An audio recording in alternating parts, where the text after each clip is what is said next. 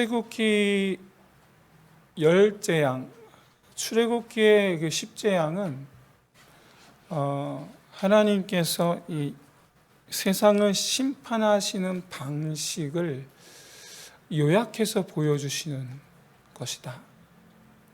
그러니까 요한계시록의 요약본이다. 이렇게 봐도 사실 무방합니다. 비추는 거울이다. 요약본이라기보다는 요한계시록을 비추는 거울이다. 이렇게 봐도 무방합니다. 근데 이 10장을 보시면 네 번째 재앙, 이 파리 재앙이거든요. 이 네 번째 재앙부터 이스라엘 백성들을 구별하기 시작하시죠. 근데 이때 이스라엘 백성들이 노예거든요. 고센이라는 땅에 그 한 곳에 모여 있었습니다. 그래서 이스라엘 백성은 살고 있는 고센 땅에만 재앙이 내리질 않아요. 이집트 전국에 다 재앙이 내리는데 이 고센 땅에만. 그리고 이스라엘 백성들이 키우는 동물들에게만 재앙이 내리지 않는 걸 봅니다. 이걸 보면 하나님의 심판이 임할 때에 하나님의 백성들을 하나님께서 보호하신다라는 것을 알 수가 있어요. 자, 그런데 이 출애굽 시대에는 고센 땅이라는 특정한 장소에 이스라엘 백성들이 다 모여 있었거든요. 그래서 고센 땅에만 재앙을 내리지 않으시면 되었던 건데 오늘날에는 어떻습니까? 어떻게 하나님 백성들을 보호하실까? 전 세계에 다 믿는 자들이 있는데 우리가 살고 있는 모든 환경이 하나님의 심판의 대상이요 심판 아래에 있는데 도대체 이 세상 가운데 하나님의 심판을 피할 곳이 있는가? 어떻게 하나님 백성들을 보호하시는가? 이 바라기는 이 과거 이 고센 땅에 이스라엘을 모으셨던 하나님만의 방법으로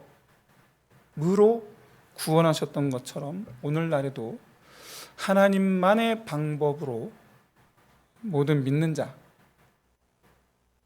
성도들, 하나님 백성들 우리를 구원하실 줄로 믿으시는 저 여러분 되시기를 진심으로 소원합니다. 그렇다면 그 방법이 뭐냐? 오늘 말씀을 통해서 이 하나님의 방법을 여러분 깨달으시기를 바라고 그 알려주신 방법에 순종하셔서 심판의 때에 구원받는 저 여러분 되시기를 주의 이름으로 축원드립니다. 여러분 이스라엘도 그랬어요. 하나님의 말씀 순종하지 않으면 구원을 받지 못했어요. 예를 들어 문설주 어린 양의 피를 바르라. 안 바르면 심판받았어요. 안 바르면. 고센 땅에서 벗어났었으면 그 심판을 받았어요.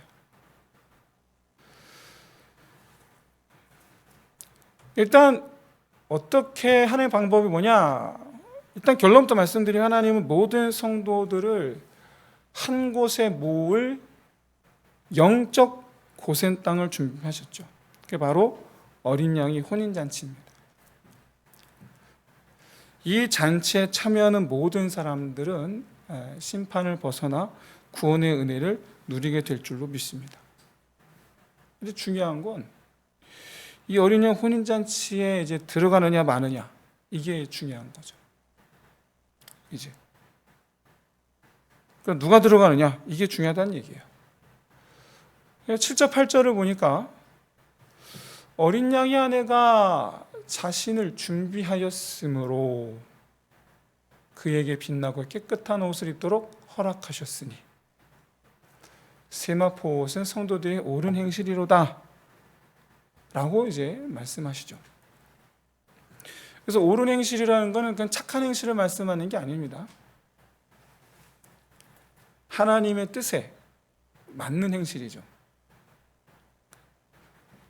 일단 생각할 수 있는 하나님의 말씀대로 행하는 것, 그리고 더 중요한 것은 세상 권세를 따르지 않는 것, 666 짐승의 표를 받지 않는 것. 요한계시록 지난 시간 우리가 계속 쭉 봐왔던 것처럼 세상에 속하지 않은 것이죠. 바벨론 음료의 잔을 따라 마시지 않은 것이죠. 비록 우리가 한 가지 우리가 아는 것은 우리 안에 여전히 죄가 있다라는 사실이죠. 우리 안에 죄가 있어서 이 옳은 행실을 막고 있더라라는 겁니다. 그런데 죄도 있지만 우리 안에는 뭐가 있습니까? 최소한 우리 안에는 죄도 있지만 믿음도 있더라. 여러분 우리에게는 믿음도 있어요. 이걸 여러분 잊으시면 안 돼요. 우리 안에 죄도 있지만 믿음도 있다. 이 믿음이 우리를 십자가 은혜로 말미암아 더불어 함께 있는 죄를 씻게 하고, 이 믿음이 함께 하시는 성령님께 순복하게 함으로 우리가 하나님을 닮은 자의 거룩이거든요. 거룩한 행실로 나아가게 하는 것 아닙니까? 죄도 있지만 믿음도 있다. 우리 안에 죄가 우리의 옳은 행실을 막지만 우리 안에 있는 믿음이 죄를 이기고 옳은 행실을 나아가게 할 수 있다. 그렇기 때문에 이 죄와 우리 안에 있는 믿음 사이에서 최소한 우리는 우리 자신의 상태에 대하여 최소한 세 가지, 죄와 믿음의 관계, 죄와 믿음의 상태 세 가지를 여러분 생각할 수 있어야 됩니다. 죄와 믿음에 대한 우리의 상태인 거죠. 첫째는 죄에 대하여 무방비한 상태, 그리고 믿음으로 무장하는 것에 대하여 무관심한 상태.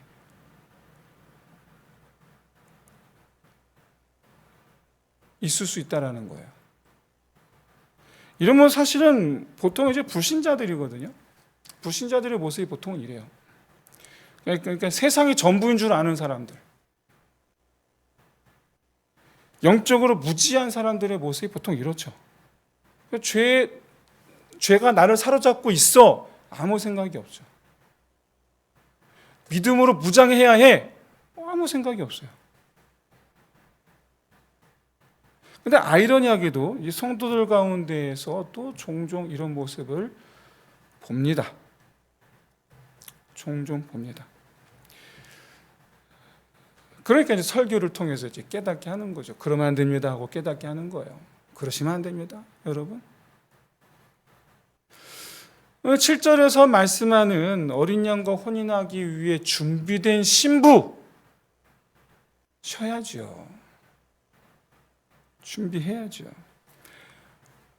어린 양과 결혼하는 거에 아무 생각 없고 무관심한 신부가 아니라 어린 양과 결혼하기 위해서 말 그대로 지금 한참 준비하고 있는 준비된 그날을 바라보면 너무나 설레이고 온통 어린 양과 혼인하는 날만을 바라보며 손꼽아 기다리는 그 신부의 모습 이어야죠. 그런 사람은 여러분 자기를 신부답지 못하게 하려는 죄에 대해서 절대로 무방비하지 않습니다. 당연히 신부로서 아름다운 모습으로 단장하는 것에 무관심하지 않습니다. 당연히. 결혼 날짜 잡히면 그때부터 어떻게 합니까? 계속 저울에 올라가죠. 계속 저울에 올라가고 계속 그때부터 어디를 뛰고 그때부터 계속 하여간 사랑하는 여러분, 우리 안에 있는 죄의 믿음, 여기에 여러분 깨어서 민감하게 반응하는 저 여러분 되시기를 진심으로 소원합니다. 둘째로 상태, 죄와 믿음에 대한 우리의 상태. 죄에 사로잡히는 것을 두려워하지 말고 믿음으로 무장하는 것을 어려워하지 말아야 됩니다. 성도들 가운데 반복되는 죄로 인해서 고통을 느끼고 있는 분들이 적지 않아요. 힘들어해. 하여간 이 예배 시간 설교를 통해서 죄 얘기만 나오면 힘들어해. 예배 때 안 나오면 그래도 그나마 좀 나은데 예배만 나와서 목사님 죄 얘기만 하면 힘들어 막. 근데 그런 분들이 의외로 상대적으로 믿음으로 무장하는 것은 또 어려워합니다. 그런 분들이. 왜냐하면 당연한 얘기예요. 믿음으로 무장했으면 죄로 인해서 고통받지는 않죠. 믿음으로 무장을 안 하니까 죄로 인해서 계속 고통을 겪는 거죠. 그건 되게 당연한 거거든요. 근데 그런 분들의 해결책은 오직 한 가지밖에 없습니다. 이거 다른 길이 없어요. 뭐냐? 신랑 대신 어린 양 예수 그리스도를 의지하는 것밖에는 길이 없습니다. 예수밖에는 없습니다. 그럼 내가 할 수 있는 일이 있고요. 신랑이 해줄 수 있는 일이 있어요. 그러니까 내가 할 수 있는 일이 있지만 오직 예수만이 할 수 있는 일이 있어요. 내가 할 수 없는 문제 갖고 여러분 씨름하실 이유가 하나도 없어요. 죄 문제는요, 내가 씨름해봐야 아무 해결되질 않습니다. 절대 해결이 안 됩니다. 죄 문제는. 그러니까 내가 할 수 없는 문제 갖고 괜히 씨름하지 마시고 예수 그리스도 우리 하나님 앞에 먼저 그 문제를 가지고 나아가시면 됩니다. 그러면 됩니다. 근데 여러분, 주님 앞에 나아가는 그 자체가 여러분 사실 믿음으로 무장하는 거예요. 사실은. 주님 앞에 그러니까 주님 앞에 나아가지 않으니까 믿음으로 무장이 안 되는 거예요. 기도해. 그 말이 짜증이 나죠. 기도는 안 하는데 기도해. 그럼 그 말이 신경질 나죠. 누가 그거 몰라? 안 하죠.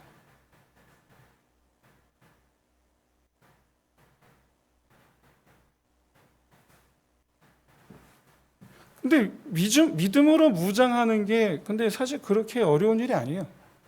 그렇게 힘든 일도 아니고. 중요한 건 내가 할 수 없는 문제를 굳이 내가 직접 씨름하려는 그게 고집이거든요. 그게 문제죠, 고집. 주님 앞에 안 가려는 고집.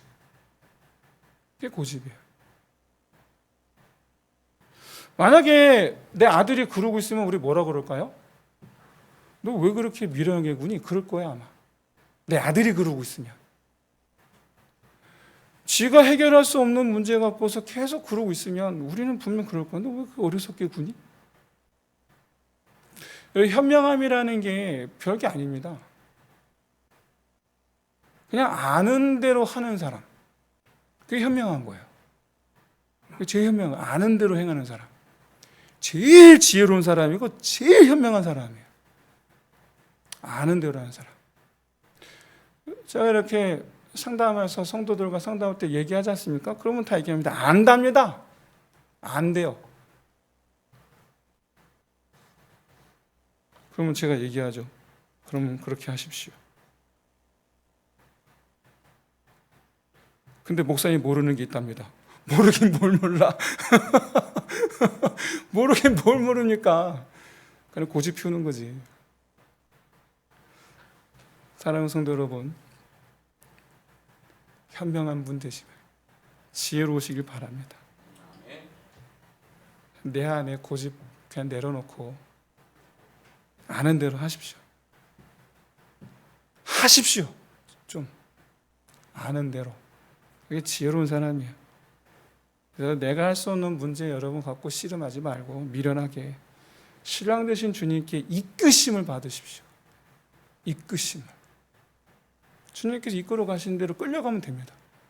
끌려가는 거야말로 여러분 제일 쉬운 거 하나도 없는 줄로 믿습니다. 끌려가는 거야말로 너무 쉽죠. 끌고 가는 분이 힘들지. 끌려가는 사람이 뭐가 힘듭니까? 제일 쉬워요, 끌려가는 거. 세 번째, 죄와 믿음, 내 안에 있는 죄와 믿음에 대한 우리의 상태에 대한 세 번째, 죄가 미혹하는 것에 대해서 여러분 담대하시고 믿음으로 무장하는 것은 즐거워하시길 바랍니다. 우리는요 이미 죄가 우리 안에 있다라는 걸 알고 있어요.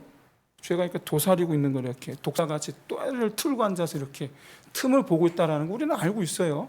모르지 않아요. 이미 알고 있어요. 그래서 그 죄가 왜 그러고 있느냐, 우리를 하나님으로부터 떨어뜨려 놓으려고 그러고 있는 거라는 걸 우리는 알고 있어요. 모르지 않아요. 이미 알고 있어요. 이미 알고 있다면 여러분 죄가 그렇게 무서운 상대가 아닙니다. 못 얘기할 상대도 아니고요. 알고 있다면. 바둑이나 장기에서 고수는 몇 수 앞을 내다본다고 하지 않습니까? 제가 깜짝 놀란 게 AI를 몇 번 싸워서 이겼는지 모르죠. 한 번 이겼지 않습니까? 이창호 구단이. 근데 제가 깜짝 놀랐어요. 이창호 구단이 100수를 본답니다. 저만 처음 들었는가? 100수를 본대요. 깜짝 놀랐어요. 바둑 구단은 다 그런가? 그러니까 상대방이 돌을 놓는 순간 100수가 보인대. 그러면 그 다음 수를 놓는 순간 또 다른 100수가 보이는 거죠. 야, 그러니까 AI를 이겼겠지? 고수는 그런가 봐요. 자, 그러니까 하수를 무서워할 이유가 없죠. 반대로 여러분, 하수는 얼마나 이러고 고수가 무섭습니까? 나도 모르는 사이에 함정을 파놓잖아요. 나도 모르는 사이에 고수가 파놓은 함정에 내가 들어가 있는 거예요. 그러니까 고수가 무서운 거예요.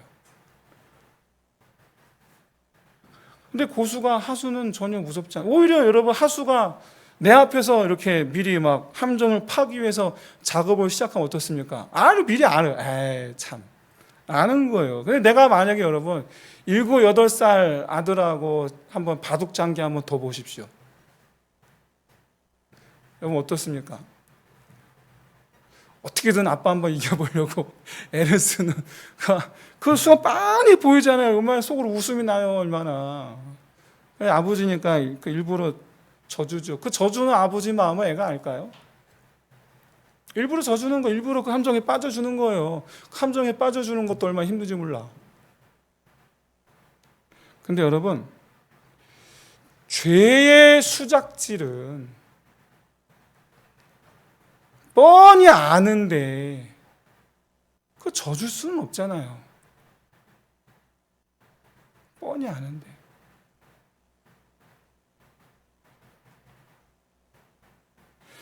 저는 여러분이 죄에 대하여 이미 고수가 되어 있으신 줄로 압니다.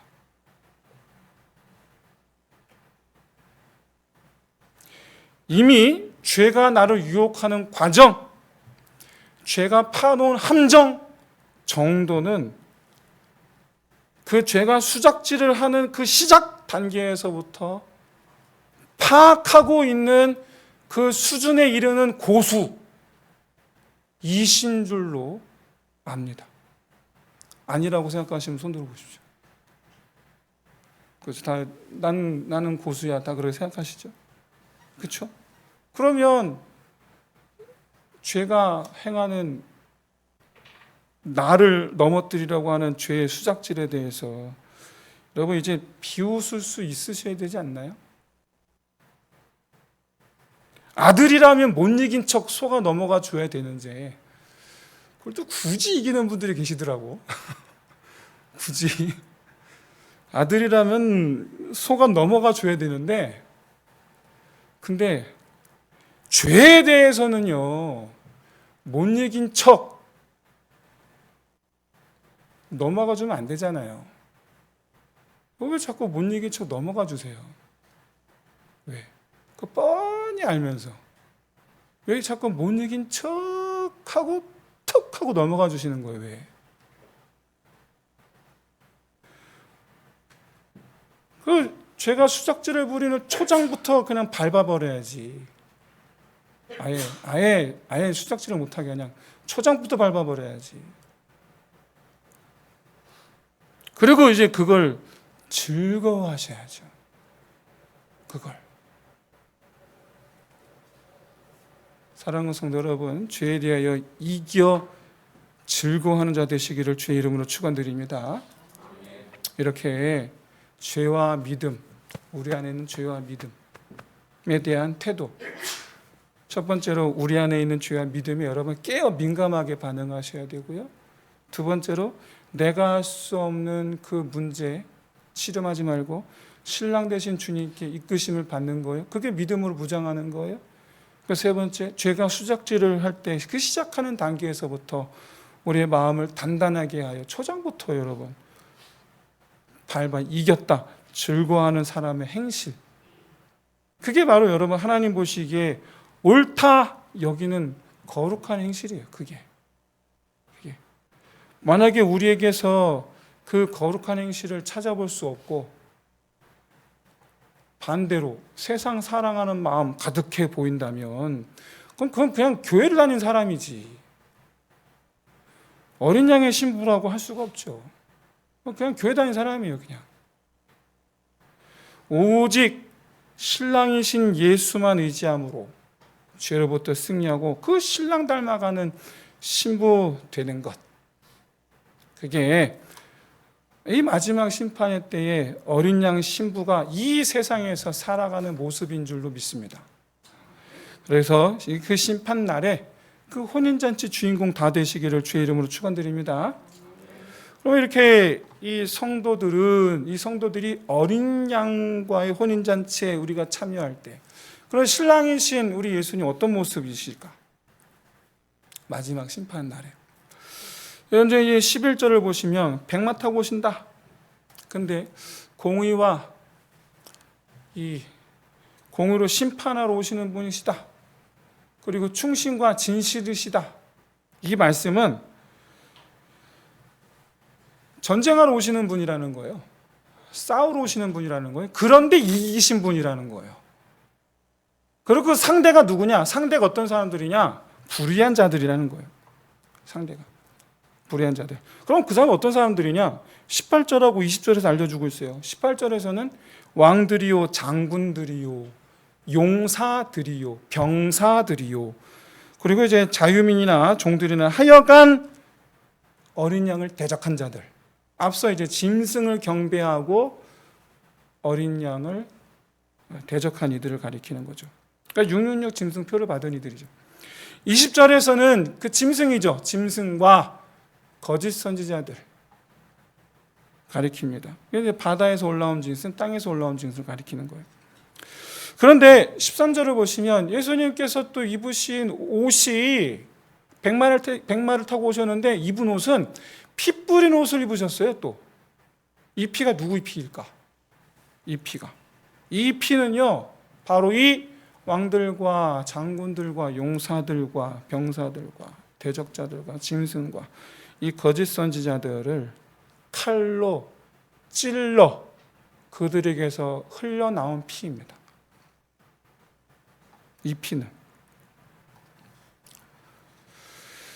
지금까지 이 짐승과 거짓 선지자들 그리고 왕들과 짐승을 따른 사람들은 그들의 포지션은 피를 흘리게 하는 사람들이었어요. 이 사람들의 포지션은. 여러분 태초에 피를 흘리게 한 사람 누굽니까? 가인이었거든요.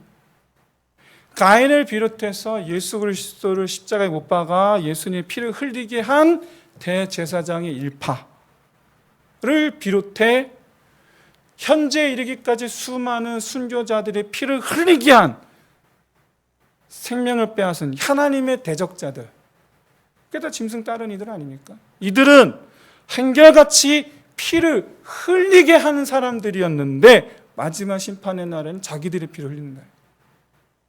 자기들의 피를. 이들이 어떻게 피를 흘렸습니까? 검으로. 13절에 하나님의 이름을, 이 예수님의 이름을 하나님 말씀 이렇게 칭하고 있죠.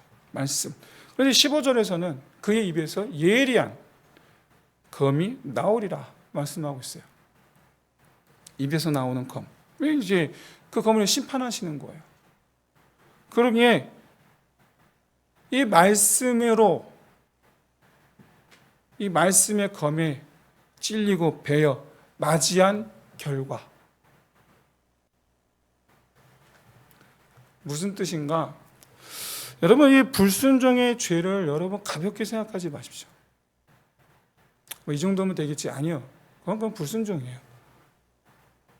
그건 그냥 불순종이에요. 제가 우리 아버지들에게 여쭙고 싶습니다. 지금 현재 우리 아이들이 아직은 어려요.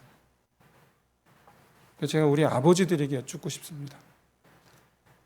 저는 이제 우리 애가 이제 중학교 1학년 되니까 점점 마음이 두려워지기 시작합니다. 저놈이 이제 고등학생이 될 텐데, 저놈 입에서, 전 녀석 입에서 내가 무슨 말을 했을 때 싫어요. 그럼 어떡하지? 전 녀석 입에서 난 아버지 말대로 안 할 거예요. 그럼 어떡하지? 전 녀석 입에서 그건 아버지 생각이고 난 내 생각대로 할 거예요. 그럼 어떡하지?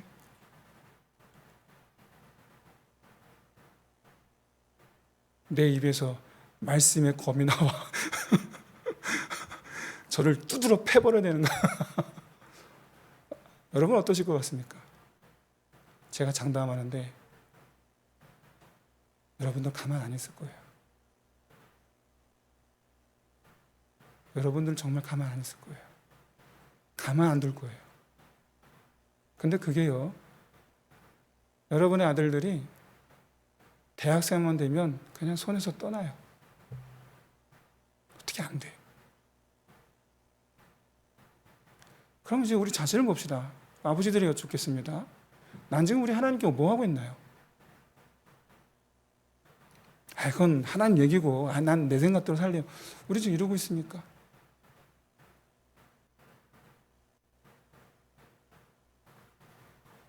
여러분, 불순종의 죄를 가볍게 여기지 마십시오. 우리 아들이, 내 아들이 내 말을 가볍게 여기는 걸 난 못 참아요. 여기 그걸 참을 수 있는 사람 저는 아무도 없을 거라고 저는 생각합니다. 저는 참을 수 있는 사람 아무도 없을 거라고 저는 100% 확신합니다. 여기 있는 아버지들 가운데. 딸은 좀 달라. 딸은 좀 다른데 아들에 대해서는 그렇습니다. 아들의 불순종은 못 참아. 절대로. 간과하지 않아. 그럼 나는 어떻습니까? 나는.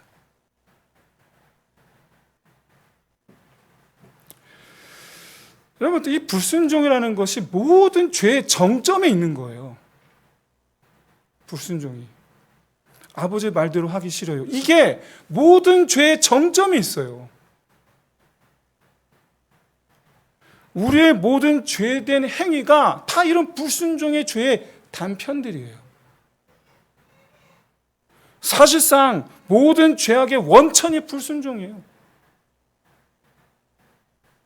하나님 말씀에 한치의 어긋남이 있어서는 안 되죠. 문제는 어긋남이 없는 사람이 하나도 없다라는 게 문제예요. 그럼에도 불구하고 성도와 불신자의 차이가 있죠. 뭐냐? 그 어긋남의 차이를, 말씀으로부터의 어긋남을 어떻게 해결하느냐? 여기에 차이가 있죠. 성도는 물론 우리도 하나님의 말씀에 대한 어긋남이 있지만, 근데 우리는 해결하려고 하죠. 어떻게 해결하려고 합니까? 신랑 대신 예수 그리스도 보혈의 피, 의지하는 거죠. 주여, 내가 또 이렇습니다. 십자가 은혜 의지하여 나아갑니다. 그래서 그 어긋난 행위에 대한 대가로 십자가 은혜로 덮고 다시 또 도전하는 거죠. 무엇에?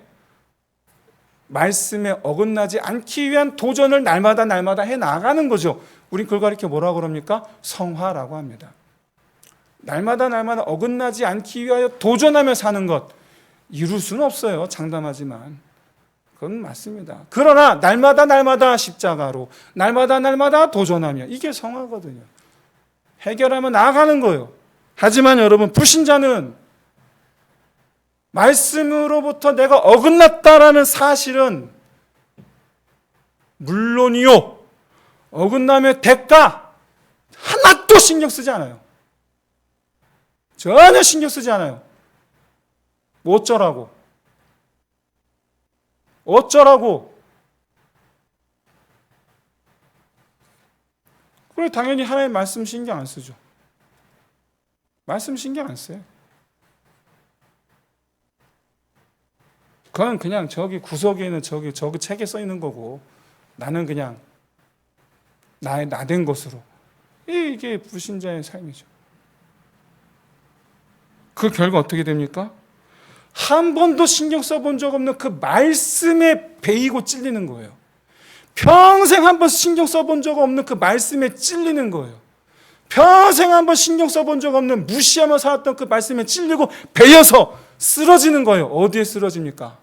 새들의 잔치에 가서 쓰러지는 거예요. 새들의 잔치. 새들이 내 살을 쪼아먹는, 내 살을 음식으로 삼은 그 새들의 잔치, 거기 가서 쓰러지는 거예요. 그런데 하나님 보시기에 옳은 행실의 옷을 입기 위해서 자기를 단장하기 위해 애를 쓴 성도들, 말씀의 어긋남, 이것을 해결하기 위해 애를 쓰며 그렇게 살았던 우리 성도들은 어떻습니까? 같은 시간, 누구는 새들 잔치에 누워있는 그 시간에 성도들은 혼인잔치에 가 있는 줄로 믿습니다. 말씀에 불순종하게 하려는 죄와 싸우며 말씀과 씨름하듯 하나님 말씀 행하기를 포기하지 않았던 이들은 어린이 혼인잔치에 가 있어요. 이렇게 말씀이 모든 사람들을 두 중 한 곳으로 인도합니다. 한 곳은 새들이 배를 불리는 죽음의 장소이고, 다른 한 곳은 혼인잔치예요. 이게 무슨 말이냐면 우리는 반드시 두 잔치 가운데 한 곳에만 간다라는 거예요. 반드시. 이 두 곳 말고는 우리가 가게 될 다른 곳은 없어요. 없어. 새들 잔치에 가든지 혼인 잔치에 가든지 둘 중 하나예요.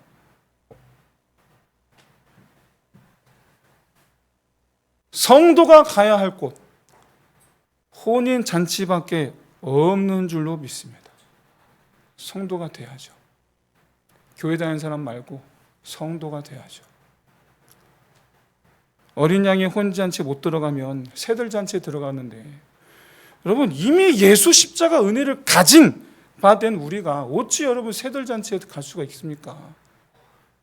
바라기는 예수 십자가 은혜로 말씀을 거스르게 하는 죄를 벗어버리고 빛나고 깨끗한 세마포 옷을 입고 즐거워하는 이 어린 양 신부의 기쁨 누리시기를 주의 이름으로 축원드립니다. 우리는 분명 마지막 때를 살고 있어요. 이 얘기는 역설적으로 결혼식을 앞두고 있는 신부란 얘기예요. 역설적으로. 결혼식이 얼마 안 남았다는 얘기예요. 그래서 이 마지막 때 이 세월을, 제가 이렇게 보면은 신부들 보면요, 결혼식 날짜 잡은 신부들을 보면요, 그때부터 그 신부들, 물론 그 신랑도 마찬가지입니다. 어쨌든 신부를 보면요, 세상 돌아가는 거 관심들이 없어요. 신부들은 오직 그날만 바라봐요. 오직 세상이 어떻게 돌아가는지 말든지 신경 안 써요. 그냥 오직 그날. 우리 집을 어떻게 꾸밀까? 오직 세상이 또 어떻게 돌아가는지 말든지 관심도 없어. 우리 집을 어떻게 꾸밀까? 내 남편하고 어떻게 살까? 근데 오직 그것만. 여러분, 우리도 우리 자신을 단장하는 거에만 관심을 가지시기를 진심으로 소원합니다. 세상 돌아가는 관심 가서 뭐합니까? 세상 따라가서 뭐합니까? 지금 우리가 결혼식을 앞두고 있는 신부가 자기를 단장하는 거에 몰두하고 있듯이 우리도 우리 자신을 단장하는 데 집중하고 최선 다하는 저 여러분 되실 진심으로 소원합니다. 어쩌면 신앙생활은요, 화장하는 거, 우리 여성분들 화장하는 그것과 똑같지 않나, 저는 그렇게 생각을 합니다. 제가 뭐 화장하는 여성분들의 마음이 어떤지 잘 모르는데, 근데 이렇게 바깥에서 보면 비슷한 것 같아요. 제가 뭐 느껴보진 않았지만 비슷한 것 같아 보여요. 저는 화장하는 걸 되게 안 좋아합니다. 심지어 스킨로션 바르는 것도 귀찮아합니다. 저는 그런데 보면 여성분들 이렇게 가만히 보면 왜냐? 화장하는 거를 지겨워하는 여자분을 제가 본 적이 없어요. 살면서 지겨워하는 걸 본 적이 없어요. 그런 분들이 계시면 제가 할 말은 없는데 오히려 반대로 이 이상을 하지 못해서 속상해하는 분들은 많이 봤어요. 오히려. 그래서 여러분, 말씀으로 아니신 분이 있으면 죄송합니다. 제가 몰라서 하는 소리예요. 겪어보지 못해 경험해보지 못한 소리니까 용서하시기 바랍니다. 근데 어쨌든 제가 이렇게 보니까 그래 보여서 제가 한 소리예요. 내 말씀으로 우리 삶을 꾸미는 게 똑같지 않나. 말씀으로 꾸미는 게 즐거이 말씀으로 우리 삶을 꾸밀 수가 있어요. 바라기는 내 삶이 얼굴이라고 생각하시고, 내 삶을 세밀하게 살펴서 말씀이 화장품이라고 생각하시고, 그 말씀으로 내 삶의 흠을 없애는 거죠. 그게 얼마나 여러분 즐겁습니까? 내 삶이 아름다워져 가는, 내 삶이 예뻐져 가는 걸 보는 게 얼마나 즐겁습니까? 그 즐거움으로 사는 게 우리 성도인 줄로 믿습니다. 그래서 예뻐진 모습으로, 아름다워진 모습으로 신랑을 맞이하는 저 여러분 다 되시기를 주의 이름으로 축원드립니다. 이 시간 우리 함께 찬양하면서 우리 함께 기도하겠습니다. 주님 말씀하시며 내가 나가리다. 주님 뜻이 아니면 내가 멈춰서